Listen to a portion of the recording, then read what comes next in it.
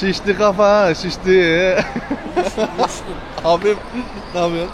Biridir abi, İyi, çok şükür. Hoş geldin. hoş bulduk. Gel hemen mekana geçelim. Aynen. Başka hiçbir şey. Abi buraya uçak inişe geçti. 4300 metrede gözümü açtım. Uyudun ha? Öyle bir uyudum ki akıllara zarar. Tamam. Şimdi bir kendine gel, sonra konuşuruz. Abi 2 taneyi birden nasıl içeceksin? Sen bir 16 saat sigara içmeden dur da 4 tanesini yan yana yapıştırıp da içersin. Şimdi 15-20 dakika geçti geçmedi, daha uçak irtifaya çıkmadı, hala yükseliyor. Bant yapıştırdıydım, kaymışım gitmişim. Tam Uyumuş. burada 4300 metredeyken gözümü açtım veya 4200 metredeyken inişe geçmiş uçak, gözümü açtım. Yoksa dayanamam diyor sigarasızlığa diyor. Abi ne güzel ya. 2 kere Keşke uyandım. bende de öyle olsaymış. Yok, 2 kere uyandım, onda da bayanlar uyandırdı. Birinde akşam yemeği, dedim yemeyeceğim. Canım sigara ister. Ben dedim krize girerim, uçağı yakarım ben dedim. Düşürürüm uçağı, bana dedim dokunmayın. Sakın dedim sabah da kaldırmayın dedim. Sanki kaldırmayın demedim gibi. Geldiler sabah bir daha kahvaltı. Ya kahvaltınız sizin olsun dedim ya. Aga ne dürtüp duruyorsun, ben uyuyorum ya. Rahatsız. Ben 45 dakika zor uyudum anasını satayım ya. Uyuyamadım anasını satayım ya. Ya. Abi hoş geldin.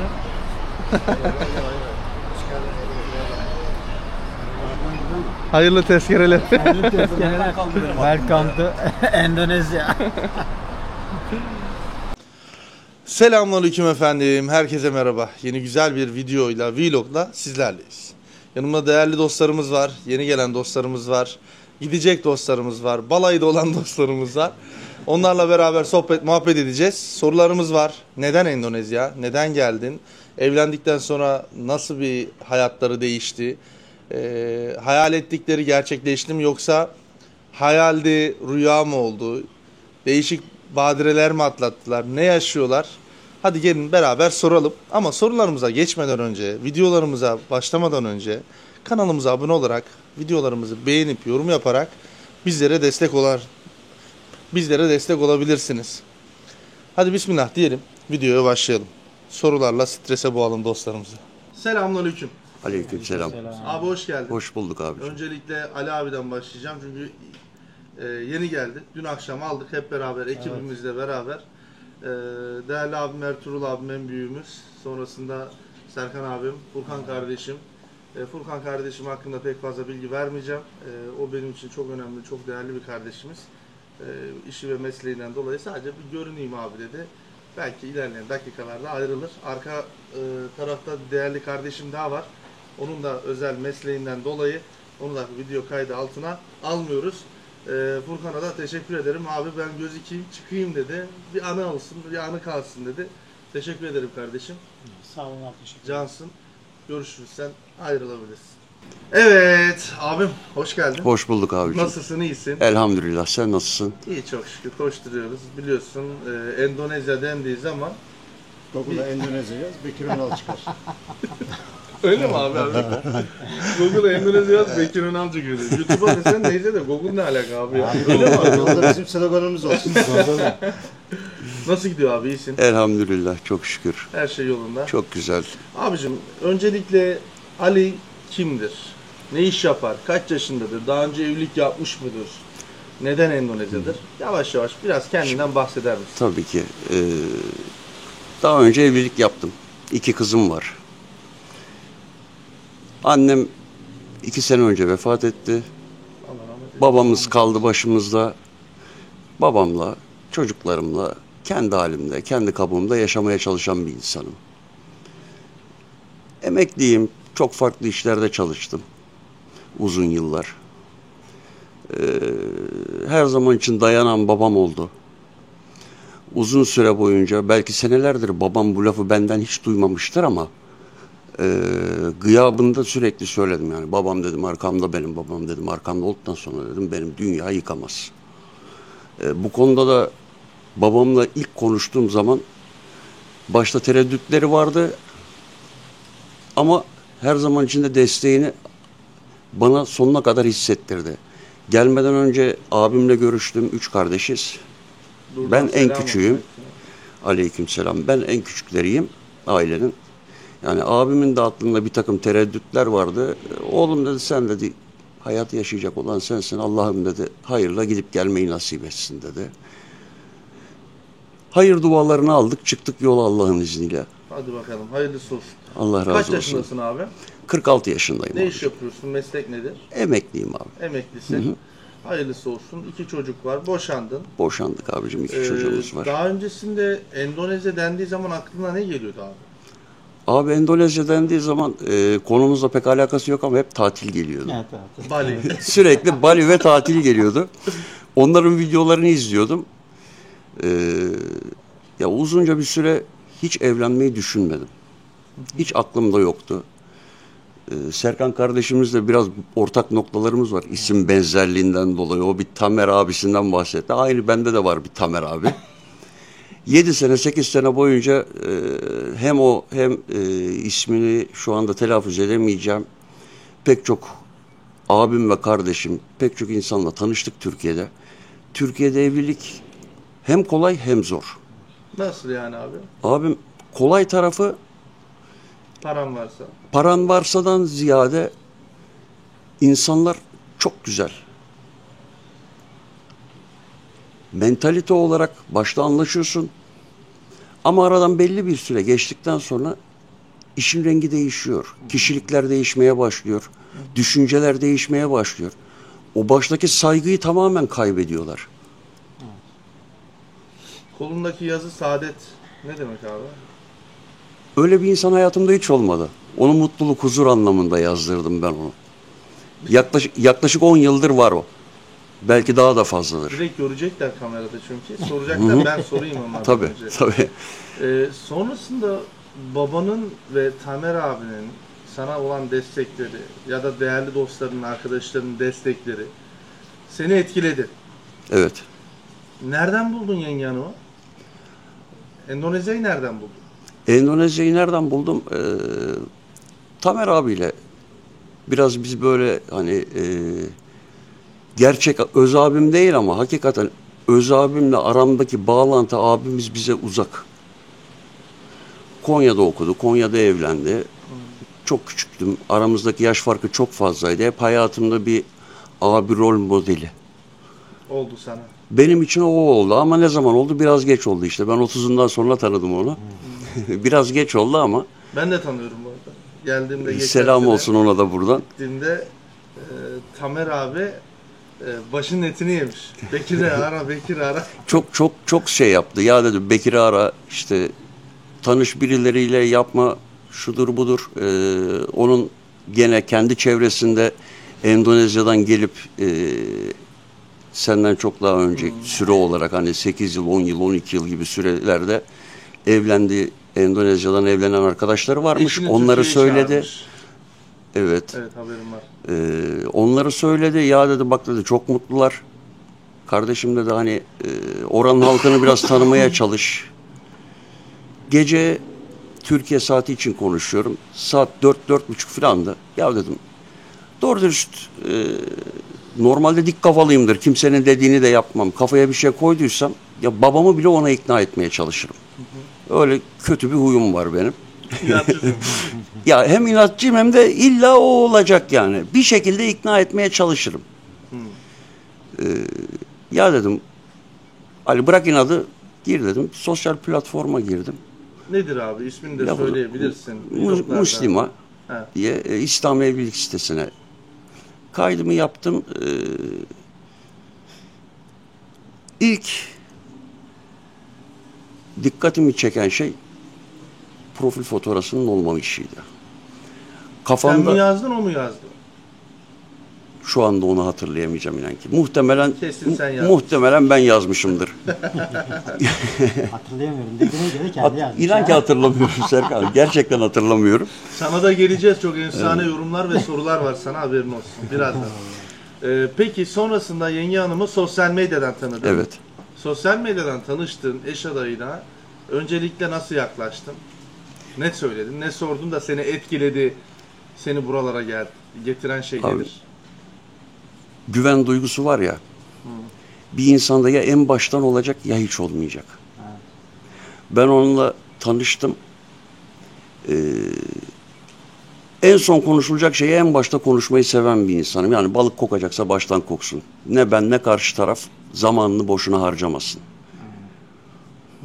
İlk söylediğim şey şu oldu. Ben kendime bakarım. Ama benim 13 yaşında bir kızım İyi yaşa. ve 70 küsur yaşında bir babam var. Babamla aynı evde yaşamasam da evlerimiz birbirine çok yakın. Hemen önlü arkalı oturuyoruz. Benim için bunlar olmazsa olmaz.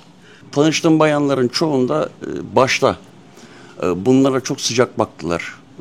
Ya tabii ki o da bizim babamız, senin kızın da bizim kızımız olacak gibisine. Ama belirli bir zaman geçtikten sonra işin rengi değişmeye başlıyor. İşler biraz ciddiye bindiği zaman işte yani ben 40 küsur yaşında bir insanım. 18 yaşında, 20 yaşında gençler gibi birini koluma takıp da aylarca, yıllarca flört edecek zamanım yok benim. O zamanları atlattık biz. Tabii ki, Geçtik tabii yani. ki. Sonra o kızın adı çıkacak. Yani. Ben arkamı döneceğim, olmadı diyeceğim veya ondan bende belki bir sorun, sıkıntı olacak. Aynı şekilde o kız da ailesine karşı mağdur olacak, başını önüne eğecek. Benim buraya ikinci olarak gelmemdeki en büyük etken de sabrı oldu. Yani sen de biliyorsun bir aralar 2 günde bir 3 günde Ben her ve şeyi biliyorum abi, yani sen anlat sadece. Bekir ya olmuyor gibi filan diye çok tartışmalar yaşadık. Translate özellikle bizi çok mahvetti. Ömrümü yediniz. Ömrümü. Ya Hepiniz ömrümü yediniz, ömrümü vallahi. Ya- Translate var ya, o translate abi. mahvetti beni ya. Ya sen ne diyorsun? Beni abi? mahvetti, perişan etti olay beni ya. Çok berbattı ya. Abi vallahi. bu şey yazmış, başka bir şey yazmış. Babanın gemiğine tüküreyim diye bir laf vardır biliyorsun hani. Evet. Bizim yaşlılarımız, dedelerimiz öylese. Bu da ona benzer. Bir şey söyleyince. Ama o da tutmuş ana bacı küfür kötü, etmiş. Çok kötü küfür etmiş. Yani. Ama çevirdim bir baktım, eyvah dedim, sen ne yaptın? Kız trip atmakta haklı. Sen nasıl küfür edersin babama ha? Bu da ben öyle demedim ki diyor. Bu da biliyorum oyunu. Ağzından tek kelime küfür çıkmaz buna. İyi biliyorum Serkan'da. Ondan sonra Ertuğrul abi de aynı şekilde çok hani özellikle yengemin relax oluşu ve adını ne derler? Rahat. Sonrasında adını çevresinin olmayışı, işlemlerin yavaş oluşu bizim 8 ayımızı aldı. Ya şimdi Herkeste bir zorluk yaşadık zaten bundan dolayı. sorunları ve sıkıntıları var ya, ne kadar olursa olsun çok güzel süspansiye ediyorlar. Yüzlerinde asla bunu belli etmiyorlar. Hı. Hep gülüyorlar ya. Sürekli gülüyorlar, Tebessüm mutlular eksik olmuyor. kesinlikle. Ya insan bir erkek kapıyı açtığı zaman, evine girdiği zaman sadece güler yüz ister, saygı görmek ister. Başka hiçbir şey istemez. Doğru. Bu olduktan sonra evlilik sonuna kadar devam eder. Tespit doğru bir tespit. Evet, çok Hoş Sonuna geldin kadar demesi devam eder. güzel bir şey değil mi? Hani Ama Yani O güler yüz tespiti çok güzel bir tespit. Yani Evet. aynı dili konuşmaya gerek yok ya. Gözlerinin gülümsediğini görebiliyorsan zaten sen mutlusun. Senden mutlusu yok. başlığı atalım mı? Gözlerinin gülmesi yeter benim için. evet, tabii. Başlık bu baba. Evet, devam ediyoruz. Ali abi kendi hayat hikayesini anlatıyor. Tabii hepinizin olduğu gibi herkesin de bu vlog kişinin karakterini, özelliğini, işte niçin geldiğini, nasıl tanıştığını, kim olduğunu anlatıyor. Evet. Biz buraya gelmeden önce sizin hepinizi araştırıyoruz. Bunu da iyi biliyoruz. Adli sicilinize kadar. Çünkü bir platformda gözüküyorsunuz, sosyal medyada gözüküyorsunuz. İnsanlar sizi izliyor. Bana da en çok sorulan sorulardan biri, ya Bekir bu insanlar nereden tanıyorsun? Benimle en son ne zaman, ilk benimle iletişime geçtiğin zaman ve benimle neden Evet. iletişime geçtiğini anlatırsan değerli dostlarımız anlayacaktır zaten. Şimdi Tamer abi Kaç yıl önce? söyledi bana. 1 yıl oldu. 1,5 yıl. O civarlar yani şu anda İlk tam yazdığın hatırlayamayacağım. zaman Geçen senenin Geçen sene Şubat'ta. yok. Geçen sene Kasım gibi, Eylül, Ekim, Kasım o dönemdeydi. Yani kış ayıydı çünkü. Ondan önceki sene abi. İlk yazdın ya sen. Ha evet. yazdın. Evet. O olmadı. Bir Evet. tane vardı. Abi dedim bu şebeke dedim. Ya ben bunda da aynı şeyi söyledim ben sana. He, Bekir bunu dedim. araştır dedi. Bekir dedim yani. Yani bunda bir şey yok dedim. Temiz kadın. Benim için hiç sıkıntı değil. Ben oraya gelirim. Ben oraya geldikten sonra da bir sorun, sıkıntı çıkar. Hiç sorun değil. Bana dedim bir kaşını kaldır abi, yok. Dediğin anda dedim ben dedim geri dönerim. Benim dedim bu hiçbir Araştırmadan gel der miyim? ya? benim için dedim hiçbir zaman için bu sorun olmaz. Abi buraya kadar geldi işte, engel olmayayım gibisine düşünme. Kesinlikle dedim. Ne Abi olursa olsun. öyle değil. Ama şimdi şöyle söylüyorum. Ben diyorum ki ben araştırmadan çağırmam ki. O %100. Ben araştırmadan çağırır mıyım ya? Ne seni araştırmadan çağırırım, Evet. ne de kadını araştırmadan çağırırım. Hani sen gel derim sana. Tabii ki. Ondan sonra abim ilk başta bana dedi ki, bir tane kadın var dedi. İlk aradığında kadın devamlı aydan ay $500 mı istiyormuş, bir şey etmiş öyle Aynen. bir şey. Ya direkt Hayır bana dedim $500. He, Bu her ay dedim, göndereceksin dedi bu ya. dedim $500 istiyor dedim. Neymiş bu dedim ya, $500 dedim ya. Hayırdır kardeşim, E, $500 ne? Ben dedim orada yaşayacağım dedim. Evinden dedim kira mı alacak benden dedim evlendikten sonra dedim. Her ay $500. Engelle. Direkt engeli bas dedim ben de ondan sonra. Tak vurdum hemen engele. Tabii. Aynen. Ondan sonra yengemle tanıştın. Aynen. Yengemle tanıştıktan sonra abim benimle iletişime geçti. Devam et abi. Seninle iletişime geçtik. Bir takım bilgiler istedin, verdik. Evet. Özel bilgilerimizi araştırdın. Güvendik, sonuna kadar güvendim. Hala da güvenmeye devam ediyorum. Allah razı olsun. Çok Cümlemizden, değerli bir insansın. senden de Allah Bana razı şey olsun dedi, kardeşim. Hepinizin olduğu gibi. Sonuna kadar yanındayım. Bu olsun olmasın seninleyim, en azından bir tatil yaparım dedi. Öyle bir şey yok abi dedim. Ben halledeceğim işini.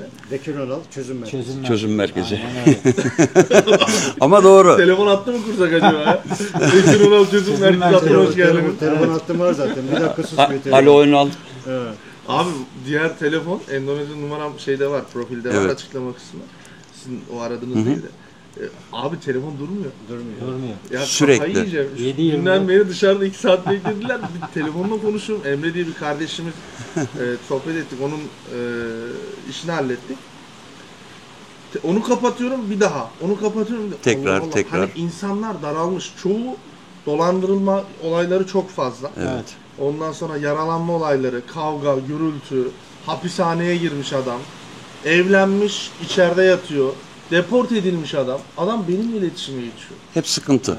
Ya çok özür dilerim, büyükelçiliğe bazen ulaşamıyoruz diyorlar. Hafta sonları olsun, şey olsun, acil durumlarda gecenin yarısı adam oraya ulaşamıyor, bana ulaşıyor. Gece saat 1'de beni arıyor, telefonu açıyorum bazen uyku seviyor. Efendim arıyor, Bekir Önal, ne yapıyorsun kardeşim ya, ben seni çok seviyorum diyor. Abi sen kimsin ya, böyle uyku seviyorum. Tanımıyorum ha. Tanımıyorum. Anlamıyorsun. Kardeşim sana var ya, sen bir tanesin ya. Öyle bir de Anadolu şivesiyle konuşuyor. Allah razı olsun abi. Ben de amcam, dayım sanıyorum herhalde o uyku sersemiyle. Tamam yavrum, yeğenim sen yat hadi, kurban olurum sana. Yarın görüşürüz hadi diyor. Kapatıyorum. Kim oldu? Kim? Neyin nesi? Ben birisiyle konuştum ama bu kimdi? Onun gibi çok olaylar yaşıyoruz. Ya bizim ülkemizin halkı çok güzel ya. Çok temiz. Çok temiz ya. Ben özellikle de bana denk gelenleri söylüyorum. Ya harika insanlar. Gerçekten yani hani kalbinde fesatlık da olsa, kötülük de olsa illa uçurumun kenarına geldiği zaman dönüyorlar yani. Onu da içinde tutamıyor. Belli bir süre Tutamıyor. sonra zaten çıkıyor Onun ağzına. da derdi ne biliyor musun? Ya garibanlıktan, ya sıkıntılı bir kıskançlığı vardır ya da psikolojik nedenlerden dolayı. Yoksa hepsi de güzel insanlar, ben sana söyleyeyim. Bazıları dine inanıyor, bazıları Allah'a inanıyor, bazıları hiç inanmıyor. Ama hepsinin kökeninde abi hepimiz biriz be. Biriz. Ademoğullarıyız. Yani ne olursa olsun, nereden geldiğimiz de belli. Onun için kim ne derse desin hep beraber burada gurbet elde. Bak biriniz gidiyorsunuz, biriniz geliyorsunuz. Burada 6 kişiyiz bak şu an. 6 tane Türk var şu an evde. Evet. Kahvaltımızı yapacağız, yiyeceğiz. Benim için ne kadar güzel bir şey. Halil İbrahim sofrası. Tabii ki. Ben ne kadar gurur verici benim için. Evet. Serkan abiyi yolcu edeceğiz. Hanım bana akşam ne diyor biliyor musun? Ne diyor biliyor musun benim hanım? Ben diyor abi çok sevdim. Hanımı zaten eşini çok sevdi. Hanımıyla çok iyi arkadaş. Sizi havalimanına benim hanım yolcu edecek. Allah razı olsun. Yani kundaktaki çocukla beraber götürecekler. 2 araba peş peşe gidecek. Allah razı olsun. Yani ben Hanımdan bunu duydum. Çok hoşuma gitti ya. Eşimin bunu bana demesi. Ya Ya eşin- hanımı çok iyi. Serkan'ın hanımı çok iyi. Çok sevdim. Serkan abi de çok efendi, ahlaklı bir dürüst insan. Sen dedi gideceksin Ali abiyle dedi.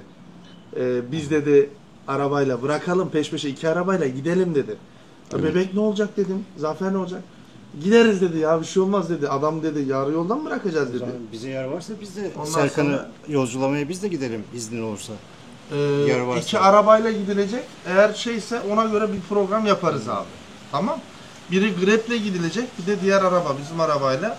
Odin'in hanımı sürecek arabayı da. Bizim hanım arkada oturacak çocuklarla beraber.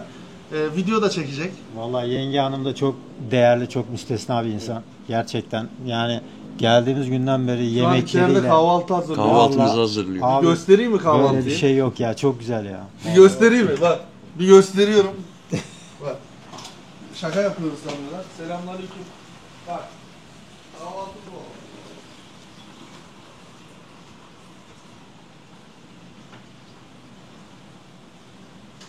Vallahi tam aile ortamı abi. Tam aile sıcaklığı.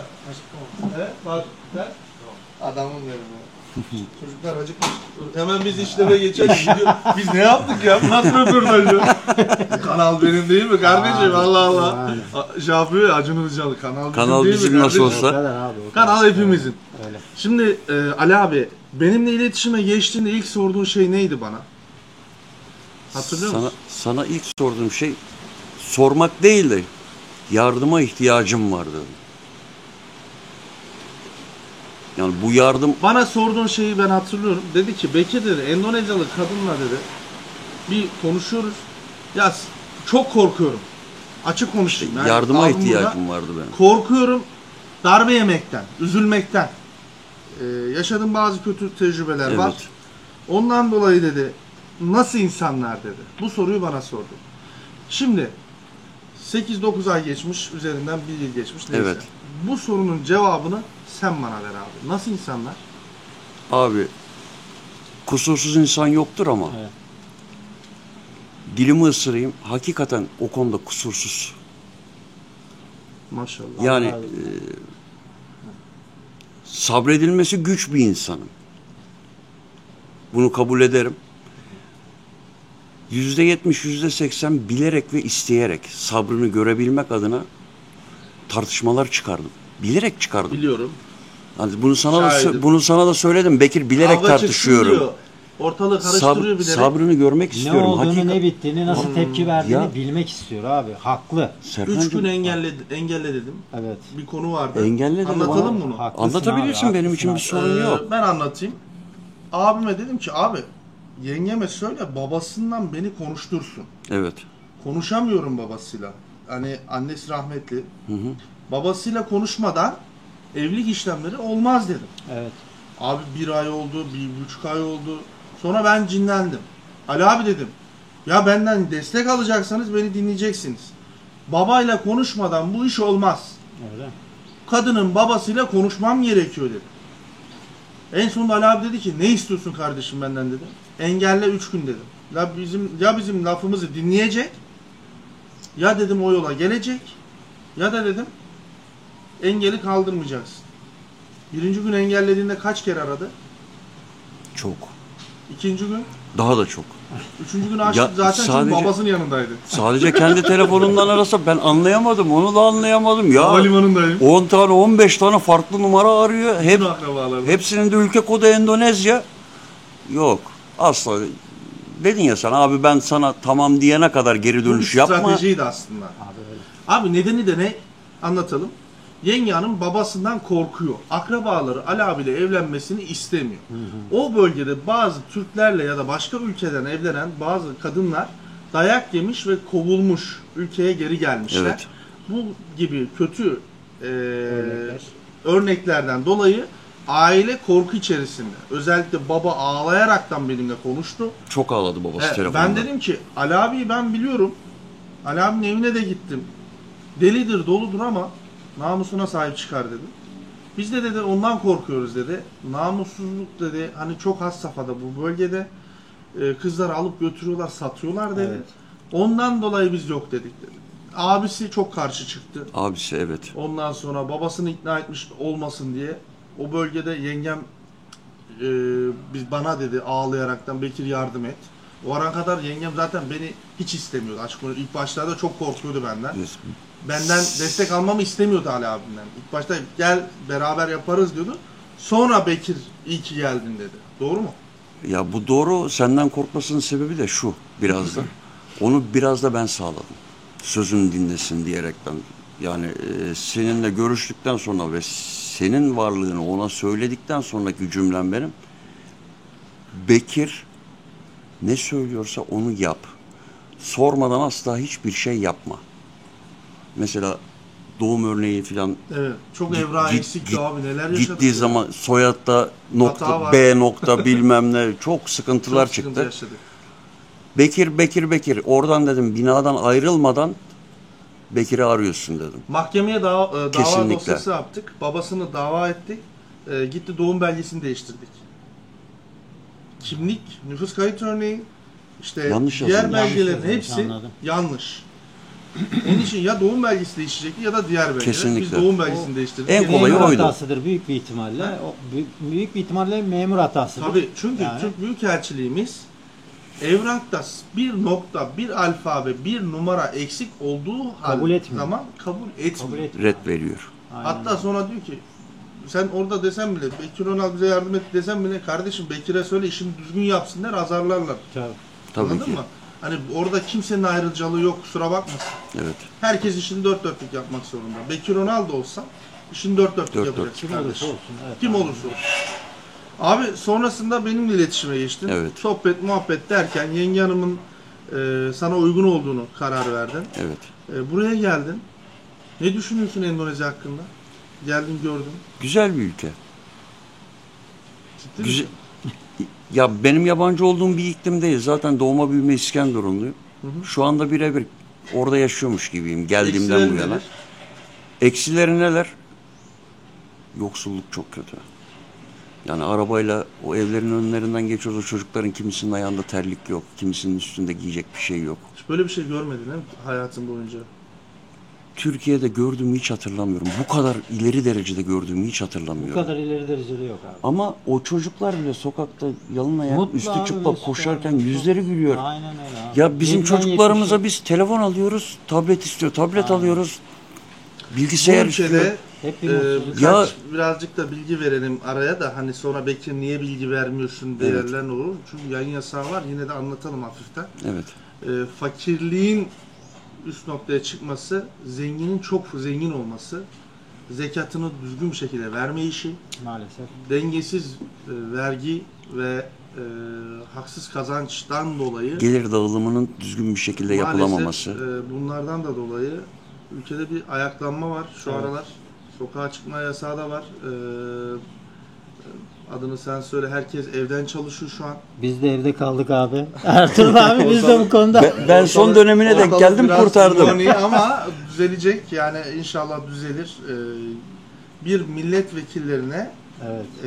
gelen maaştan kaynaklı bir de ev kredisi bir de bir milletvekilinin işte hanımın dediğine göre işte aptallar, salaklar falan filan demiş halkına. Halkına.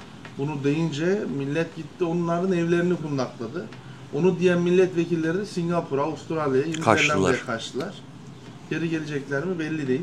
Evet. Onun için şu an ülke inanılmaz şekilde kundaklama, işte araç yakma, molotoflar falan. Çok Şu an karışık. askerle polis sokaklarda özellikle her yerde değil. Aynı Taksim Meydanı gibi işte Evet. bölgeler, işlek Belirli bölgeler. yerlerde. Aynen merkezi yerlerde sıkıntılar var. Makassar'da da valiliği yaktılar. Evet. Onu da biliyoruz. Değişik yerleri yakıyorlar. Her şehirde ufak da olsa. Makasara mı gideceksiniz? Evet. Makasara. Onu da, spoilerını verdin. Allah razı olsun abi. Gizli saklı Bu kalmadı. Büyücüler kabilesinden evlenecek abi. Gerçekten mi? Ondan sonra Yok. bu gizli değil abi. Abimle beraber Makassar'a gidiyoruz. Evet. Makassar'da inşallah hayırlısıyla bir düğün olacak. İnşallah. Bir 5 bölüm beraberiz. Nasip. Vloglar çekilecek, buluşmalar gerçekleşecek. O büyü falan varsa birkaç numarada bize öğretirsiniz geri dönüşte. Yani böyle yok etme veya o transfer. Abi öyle bir şey olacak olsa ben uçakta uyuma büyüsü yaptırırım kendime ya. Otur insanın bacakları ayrılıyor belinden ya. Sonrasında Endonezya'da şu an için havalimanlarının kalabalık olduğunu, işte maalesef bazı Yurttan ayrılanlar yabancıların ülkeden ayrıldığını hafiften evet. anlatıyorum. Kötü bir şey söylemek istemiyorum çünkü görünen göy kılavuz istemez. İstemiyorum. Haberlerde, Türkiye'de haberlerde çıktığından dolayı çok fazla bana mesaj Evet. geldi. Bekir ne durumda, ne yapıyorsun, niye haber vermiyorsun, niye bilgi vermiyorsun? Kısaca da böyle bilgi verelim. Tabii ki. Normalde yasak bu kadar bilgi vermem ama arada böyle küçük Ya bilgi şimdi verelim. benden sonra gelecek arkadaşlar Korkacak bir şey yok yani. Rahatlıkla Herhangi bir gelebilir. korkulacak bir şey yok. Gelin evlenin, herhangi bir problem yok. Size kimse dokunamaz. Sadece bu gibi partizanların olduğu bölgelere ya da ne derler mitinglerin olduğu yerlere gitmeyin. alanlara yaklaşmayacağız. Yaklaşmayın, gitmeyin. Allah göstermesin. Biri pala vurur. Çünkü ellerinde palalar, malalar yani ortalıkta geziyor millet. Evet. Molotoflar falan yakalanıyor. Kundaklıyorlar, arabaları falan kundaklıyorlar. Böyle şimdilik bu kadar bilgi, haber verelim. Haberlerimiz bu kadar değil. Ali abi heyecan var mı ya? Tabii ki. İlk defa buluşacaksın canlı kanlı. Evet. İlk defa Endonezya'ya geldin. Evet. Gözlerine bakacaksın mı? Onu atlamam. İlk 10 saniye kuralı. Onu atlamam. Bir kadın gözlerine 5 saniyeden üstü bakıyorsan senin yolunu gözlüyor Yalnız o demektir. Evet. Video yarıda kalabilir. Motosiklet falan. Ali Bey yok. Ali Bey'in çok güzel gözleri var. Yenge Hanım gözlerine baktığı vakit bayılabilir yani. Hayranlıkla. Abi sen Maşallah ne yapıyorsun Ertuğrul abi? Niye gitmedin sen daha? Ben hala Niye buradayım biz. gitmedin diyor kovu ya. Biz bekliyoruz. Bizim Senin bir beklememiz özel gereken bir sürecimiz durumun var. nedir? Çocuğun vizesi. Aynen. Çocuk vizesi çok zordur. Bunu devamlı söylüyorum değerli dostlarımıza. Çocuk götürmek bu ülkede bildiğin Eziyet. eziyet. Yani onun için özellikle şey diyorum yani çocuk götürenler, götürmeye niyetlenenler bir kere daha düşünsün. Ve bütçesi çok olsun. Kesinlikle. Çok masraf yapıyorlar. O da çok önemli bir şey. Sonrasında sabır edecek ve en azından destek aldığı halde bir ay en az 30 gün bu ülkede yaşamak zorundasın. Durmak zorundasın. Çünkü yetiştirebildiğin en erken süre zarfı bu. Hala çıkmadı. 25. gündesin. Gibi. Değil mi? 23, 25 aynen. 25 gün oldu. İlk geldiği 3. günde düğününü yaptım abime. Doğru mu? Doğru. 3. gün. İlk gün geldin, ikinci gün ikinci gün üçüncü buluşma, üçüncü gün hemen düğününü yaptım. Ve halen İlk gün akşam geldi. bitmiş ertesi gün değil. sabah. Ondan sonra hemen işlem aldım. Çatır çatır işlemlerini koşturdum. En hızlı şekilde yaptım. Hala vizesi gelmedi. Valla Bunun nedeni de tekrar anlatıyorum, özür dilerim. Araştırılıyor. Adam araştırılıyor, kadın araştırılıyor, evraklar araştırılıyor. Şikayet var mı? Baba seni şikayet etmiş mi? Bunu anlattım sana. Komşu seni şikayet etmiş mi? Evrakta dolandırıcılık var mı? Var mı? Bakanlıklar arası iletişime geçiliyor. Çocuğa istismar var mı? Bunların hepsi araştırılıyor. Dostlar bunlar patates değil. Bu bilgiler gerçek bilgiler. Onun için de Allah'ın izniyle bugün yarın inşallah en kısa zamanda vizesi çocuğun çıkar. Yengemin işlemleri tamam. Evlilik cüzdanı her şey hazır. Sadece çocuğun vizesini bekliyorsunuz. Bugün yolcusunuz. Şeye gideceksiniz elçiliğe. İnşallah elçiliğimiz vizenizi verir. Olmadı 2 gün sonra tekrar gider. bu Oradan işe alırsınız. baş koyduk. Almadan gitmek yok yani. Eğer benim vizem biterse bir daha bir giriş çıkış yaparız. Yine devam yani. Almadan gitmeyeceğim yani. Ne yapayım Yola baş yani? koyduk Bu abi. kadar tabii. Tabii Geri ki. dönüş yok. Ha, Bu kadar ne gerekiyorsa. sonuna ucuna yaklaşmışken yarıda Yo, bırakmak Ali abilerle olmaz. gönderirim ya. Siz gidersiniz Ali abiyle gönderirim. Problem. Yo bir şey olmaz abi. İzni çıktıktan sonra problem olmaz. Biz bekleriz burada. Ay canım ya. Aha. Biliyor musun bak. Ayrılmak istemiyor. Şimdi değerli izleyicilerimiz anlayacaktır. Bak ne dedi? Beklerim ben. Beklemek. Yakarım biletleri. Yine beklerim diyor. Tabii. Allah razı olsun Serkan. Sen bir şey söylemek ister misin? Abi Seni bir kere daha görecekler son veda şeyinde, görüntüsünde. Benim hakkımda ne varsa söyle. Arkamdan konuş tamam. Abi arkandan hem de nasıl konuşacağım? Baba bir et yiyor. Bizi bir yedirdi, bir yedirdi. Adamı restorana götürdüm. Dedim ki abi dedim doyarsın Ama dedim. sen o konuda çok büyük hatalısın. Benimle iddialaşmayacaktın abi. Bak Abi- benimle iddiaya girdi abi. Abi, Yiyemezsin dedi 40 bana ya. tabakta nerene Ne geldin? 40? Abi, Abi ne 70 40? tabak. Gözünü 70 seveyim. tabak. Yani. 70 tabak et yedi. Ya adam Abi sen bunu Bence acı bir bırakma. Bu sıkıntı var. bizi de ısırır bu. Abi adam her gün 5 gün evimde ya. 5 evin evimde ya. Abi, Ocağına tabak incir yiyor, ağacı varsa yiyor ya. Ocağına incir ağacı. Namaz vakti gibi mutfağa Abi, randevu 5 almış. vakit namazda sabah ezanında burada adam. Bitiyor. Abi tamam da. Yengem zaten koşarak geliyor. 5 vakit iddiasına göre bir kuzu yemiş bu adam. bir kuzu değil canım. Bir kuzunun kaburgasını komple yedim. Kaburga mı? Kaburga komple Abi yedim. bir bunun bacaklarını yedin sen ikisini. de. Abi bilmiyorum ne kadar yediğimi, ben onun hesabını tutmadım. Ben Yanımda yediğime bakarım ha. Furkan'la değerli kardeşim de vardı bak diğer dostum. Onlar da şaşkın şaşkın çocuklar- bakıyorlar hala. Nasıl çocuklar- yedi acaba diye. Çocuklar diyor ki abi diyor ne yapıyor bu adam diyor ya. Adam diyor bir de evde sushi yemiş diyor yani. Evde yedin gittin bir de üstüne. 30 parça sushi yedim abi. Bir 30 şey parça yemedim değil. yani. Bir şey değil Az ya. bir şeydi ya. Atıştırmalık Bu yaptım. adam bir de öyle şeyde şişko bir adam da değil. Yok Kalksana abi bir ya. abi. Yok ya. Yok. Ama kilo aldı baksana abi bak. Bak Bekir Önal bakıyor abi VIP. Bak. Ne diyeyim açlığından Allah insanlığı korusun. Kıtlık Abi getirir beni memlekete. korktu. Bekir sofrası korudu. Halil İbrahim sofrası olan Adama sofrası korudu. acıdım dedim. Ya Kobe büfteyi yemeye götüreceğim seni deyince adama acıdım abi, dedim ki evde dedim bir iki atıştırayım öyle gideyim şimdi. Adama yük olmayayım fazla. Bu da şimdi kendi kaşındı. Gittik oraya, dedi ki bana yiyemezsin dedi bana. Abi sen bak dedim, bak gözünü seveyim, benden iddialaşma dedim bak. Benimle iddialaşma. Yok dedi, yiyemezsin Abi ben dedi. 2 parça bir şey yerim iştahım kesilir sen de öyle. Bu adamın önüne 70 tabak koydum. 70 tabak stick abi, stick yiyor böyle hani nasıl söyleyeyim ince ama mermer gibi. Mermer gibi. Çok güzel. Ondan sonra Garsonlar taşımaya baba yetiştiremez. garson 2 kişiydi 3'e çıktı böyle kesiyorlar. Eti Tabaklar böyle- üçer dörder gidiyor Aynen. geliyor. Tütür tütür makineyle kesiyorlar. Ertuğrul abiye baktım böyle yayılmış, oymuş, tohmalanmış abi. Ben dedi tamam bitti. Serkan'a bakıyorum getir. Yok olmaz. Daha hala yiyeceğim diyor. Ne yapıyorsun abi diyor. Yok diyor doymadım diyor. Abi Abi hoşuma gitti. Ben diyor hayatımda bu kadar et yemedim diyor şimdiye kadar. tabii. Ama Güzel, Kobe eti de güzel abi. yenir ya. Yenir. Neyse inşallah herkes yer. Endonezya'nın bazı restoranlarında özellikle geldiğiniz zaman denemenizi tavsiye ederim. Koba etleri Evet. harikadır. Türkiye'de bayağı bir ünlü restoranlarda satılıyor. Çok pahalı. Çok pahalı, çok Aynen, pahalı. Çok pahalı. Ondan dolayı geldiğinizde kesinlikle deneyin. Buradan söylemek istediğiniz bir şey var mı beyler? Abi Allah razı olsun. İyi dilek dileyen herkesten Allah razı olsun. Yani çok mutluyum ya. Hakikaten vallahi yemin ediyorum o kadar mutluyum ki. Hani 2 gün sonra Şu benim an- yüzümdeki gülümseme. abi hani Sırıtıyor baksana. hakikaten yani. Sürekli smile. Abi giderkenki tipini gördüler yorumcularımız, değerli dostlarımız, değerli seyircilerimiz. Bekir dediler bu adam niye sakız çiğniyor? Adam uyumamak için sakız Abi çiğniyor. 4 gün gece Dört gün, gece gündüz gündüz yoldasın abi yani. hiç uyku yok. Hiç, tamam mı? Yani Ben Abi, uyumayayım diye yapıyor. uyumasın Sonra ne oldu diye. abi bana? Abi bir baktım gecenin bir yarısı araba kullanıyor, gözler Araba gözler kendi kaynıyor. gidiyor, Bekir Araba gitmiş. kendi gidiyor abi, Bekir gitmiş, konuşuyorum, cevap gelmeyince hemen kafadan aşağı sular döküyoruz bilmem ne falan, o Direksiyon şekilde. başında sıkıyoruz kafaya. Abi o şekilde yol gittik biz Abi yani. inanılmaz zordu ya. Ya hani Gerçekten 1800 bak. kilometre gitmekle bitmiyor. Yani Bitmiyor çok abi. zordu.